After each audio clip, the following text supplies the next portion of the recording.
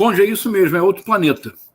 É uma experiência fascinante do ponto de vista pessoal e intelectual, porque você se vê durante 35 dias, foi o período que eu passei em Hunan, na Universidade Normal de Hunan, você literalmente se encontra num terreno no qual não há referências. Você é incapaz de ler os sinais na rua, você não consegue conversar com as pessoas na rua, você precisa literalmente mapear o desconhecido. O que é, para mim, como professor, para você também como professor linguista, nada pode ser mais fascinante do que ser exposto ao total desconhecido. Dizendo isso, depois, já ao final dos 35 dias, algumas coisas me impressionaram muito. Primeiro, a pujança da vida cotidiana na China, a pujança da economia. Percebe-se caminhando na rua. É a terceira vez que eu vou à China, mas nas 2 vezes anteriores eu fiquei 5 dias dentro de um hotel no Congresso, como acontece na nossa área. Desta vez não, foram 35 dias, eu dei aula na Universidade Normal de Hunan, eu aprendi a caminhar na cidade, eu gosto muito de caminhar, eu ia andando do meu hotel para a universidade, um passeio de 45 minutos, fui mudando as rotas para conhecer mais a cidade. Em todo esse período, Conde, eu só vi 3 pessoas morando na rua. 3 pessoas, em 35 dias. Do ponto de vista do cotidiano chinês, algo que me impressionou muito e que eu acho que se relaciona a essa cultura multimilenar chinesa, que tem um princípio básico na China que se diz o seguinte: contra o inevitável não se resiste, adapta-se até dobrá-lo. Então, o cotidiano chinês ele é absolutamente digitalizado. Eu tive alunos, faixa etária entre 18 e 21, 22 anos, e eu precisei trocar dinheiro. Teve que ser no Banco da China, um aluno foi me ajudar. E ele ficou muito surpreso ao ter as cédulas em mãos, porque ele me disse, eu nunca manipulei bilhete. Toda a vida dele se realiza no celular. O correspondente do WhatsApp na China é o WeChat. No WeChat, você tem toda a sua vida. Cartão de crédito, conta bancária. Você tem o código para entrar no elevador do seu prédio, no telefone, no celular. A vida provavelmente para destravar a porta também da sua casa. Exatamente, né? Isso mesmo. Mas aí eu fiz uma pergunta de brasileiro, porque, afinal de contas, independentemente da sua posição, você sempre é brasileiro. E nós somos marcados no Brasil por uma experiência que eu sempre procuro pensar teoricamente, Conde, que é a precariedade.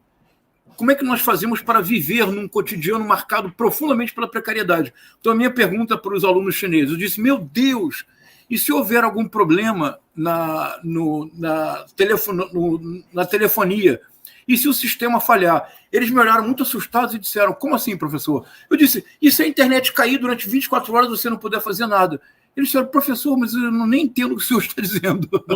Não tem queda de energia na China, será? Não, é que a internet, né? Então, eles falaram, não, professor, todos nós temos, geralmente, 2 serviços de operadora nos nossos telefones. Se falhar um ao outro, os 2 falharam ao mesmo tempo, seria um verdadeiro apocalipse. Por exemplo, na universidade, Conde, que isso nos interessa muito. Olha que interessante que eu vou dizer agora.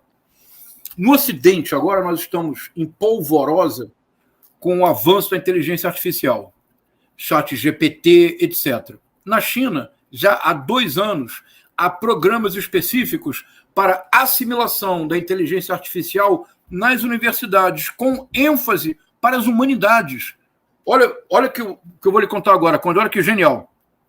Em dezembro deste ano, sairá no Brasil um livro histórico que eu estou organizando com 2 professores chineses. O livro reunirá 19 capítulos, apresentando para o público latino-americano a crítica literária e a crítica cultural chinesa contemporânea. Isso não existe em nenhum idioma. Pois bem, problema.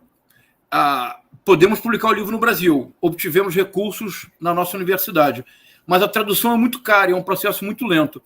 Um professor, o Chen Zhongyi, que é o mais importante nome dos estudos latino-americanos na China, tradutor do Borges, escritor com vários romances publicados, ele disse, não, professor João, são muito formais. Ele disse, não, professor João, teremos o livro traduzido em 4 meses. Eu falei, professor Chen, eu respeito muito a laboriosidade chinesa, mas não dá para traduzir 300 páginas em 4 meses.